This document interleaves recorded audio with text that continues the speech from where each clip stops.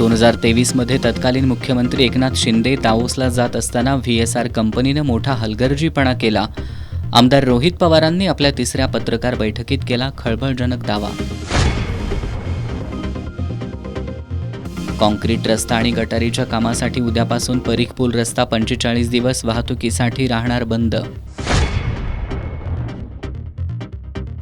येत्या 27 मार्चला असलेल्या जागतिक रंगभूमी दिनापूर्वी केशवराव भोसले नाट्यगृह रंगकर्मींना खुलं करून देणार, महापौरांचं आश्वासन. करवीर तालुक्यातील मोरेवाडीत झाली घरफोडी, सोन्याच्या दागिन्यांसह 10 लाखांचा मुद्देमाल लंपास. आणि राजेश चषक फुटबॉल स्पर्धेत शिवाजी तरुण मंडळाचा प्रॅक्टिस क्लबवर विजय, उद्यापासून होणार उपांत्य फेरीतल्या सामन्यांना सुरुवात.